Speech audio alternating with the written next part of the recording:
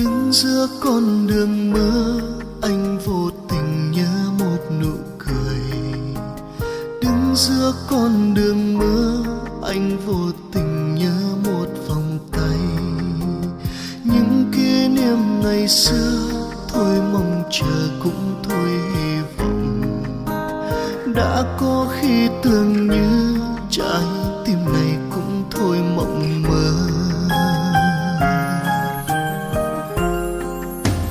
Nhưng rồi anh tìm thấy những kỷ niệm từ khi gặp em.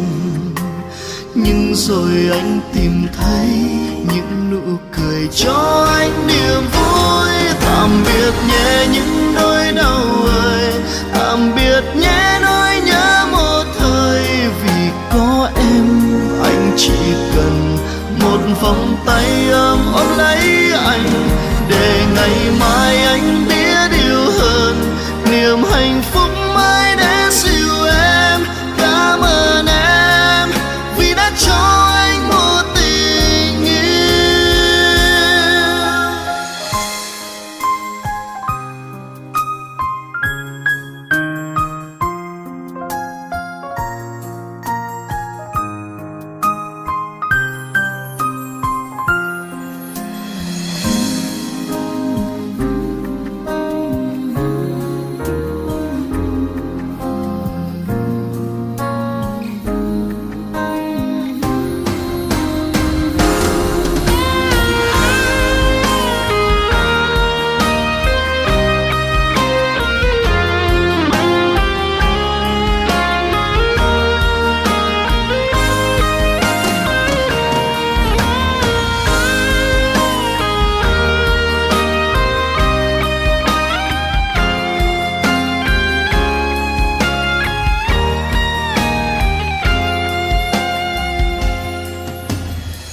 Giữa con đường mơ, anh vô tình nhớ một nụ cười.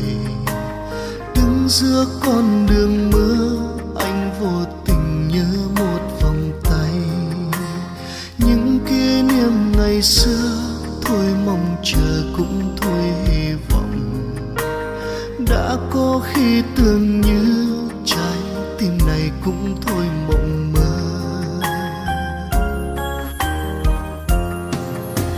Nhưng rồi anh tìm thấy những kỷ niệm từ khi gặp em.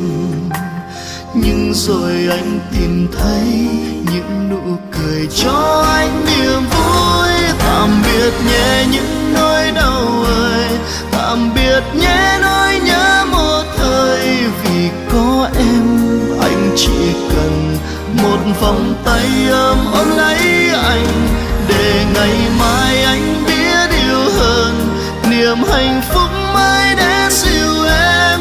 Cảm ơn em vì đã cho anh một tình yêu. Tạm biệt nhé những nỗi đau ơi, tạm biệt nhé nỗi nhớ một thời. Vì có em anh chỉ cần một vòng tay ấm ôm lấy anh, để ngày mai anh biết yêu hơn. Niềm hạnh